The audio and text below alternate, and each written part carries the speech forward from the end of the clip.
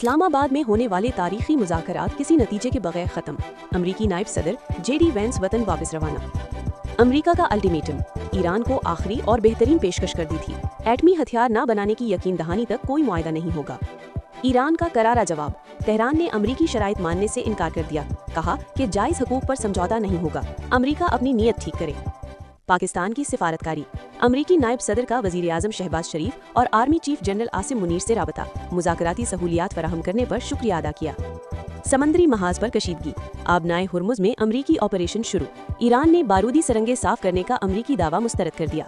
عالمی تشویش، آسٹریلیا اور دیگر ممالک کا مذاکرات کی ناکامی پر اظہار افسوس، عالمی معیشت کے لیے خطرے کی گھنٹی بجا دی۔ ناظرین، اسلام آباد جو گزشتہ چند روز سے عالمی سفارتکاری کا مرکز بنا ہوا تھا، وہاں سے اب مایوس کن خبریں موصول ہو رہی ہیں۔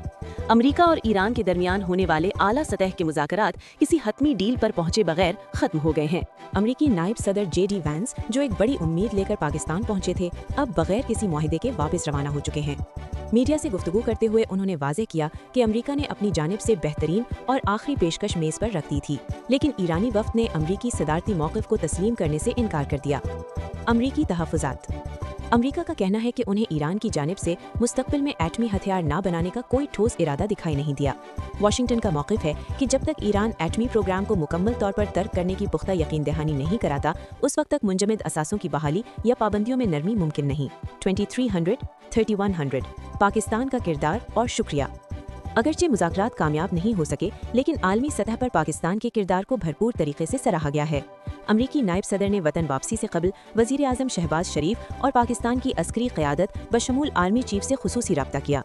انہوں نے تسلیم کیا کہ پاکستان نے دونوں وفدوں کے درمیان اختلافات کم کرنے اور ایک پرامن ماحول فراہم کرنے میں کلیدی کردار ادا کیا۔ ذرائع کے مطابق پاکستانی حکام نے آخری لمحے تک کوشش کی کہ فریقین کسی درمیانی راستے پر متفق ہو جائیں، تاہم دیرینہ اختلافات آڑے آ گئے۔ 2900 ایران کا سخت رد عمل، دوسری جانب ایرانی حکام کا موقف بھی سامنے آ گیا ہے۔ ایرانی ترجمان اسماعیل اور دیگر حکام کا کہنا ہے کہ مذاکرات کی ناکامی کی تمام تر ذمہ داری امریکہ پر عائد ہوتی ہے۔ تہران نے واضح کیا ہے کہ وہ کسی بھی ایسے معاہدے پر دستخط نہیں کرے گا جو ایران کے جائز قومی حقوق اور خودداری کے خلاف ہو۔ ایران کا کہنا ہے کہ امریکہ کی نیک نیتی پر اب بھی سوالات موجود ہیں۔ ایرانی قیادت کے مطابق جب تک امریکہ ایران کے معاشی حقوق تسلیم نہیں کرتا اور پابندیاں غیر مشروط طور پر ختم نہیں کرتا، اس وقت تک کوئی بھی ڈیل ممکن نہیں۔ 3400 آبنائے ہرمز، نیا جنگی میدان، ناظرین، مذاکرات کی میز پر ناکامی کے اثرات اب سمندروں میں بھی دکھائی دے رہے ہیں۔ امریکی سینٹ کام کا دعویٰ ہے کہ انہوں نے آبنائے ہرمز میں بارودی سرنگوں کی صفائی کا آپریشن شروع کر دیا ہے تاکہ تجارتی جہازوں کے لیے راستہ محفوظ بنایا جا سکے، لیکن ایرانی پاسدارانی انقلاب نے اس امریکی دعوے کو سختی سے مسترد کرتے ہوئے اسے پروپیگنڈا قرار دیا ہے۔ ایران کا کہنا ہے کہ وہ اپنی سمندری حدود کی حفاظت کرنے کی پوری صلاحیت رکھتا ہے اور کسی بھی بیرونی مداخلت کا منہ توڑ جواب دیا جائے گا۔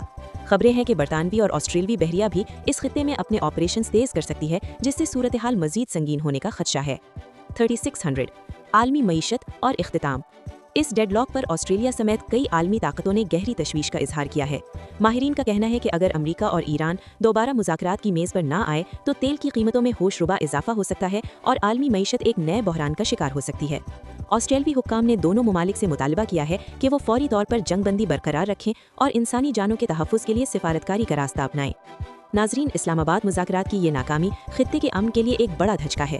اب دیکھنا یہ ہے کہ آنے والے دنوں میں عالمی برادری اس بڑھتی ہوئی کشیدگی کو روکنے کے لیے کیا اقدامات کرتی ہے۔ اسی کے ساتھ اب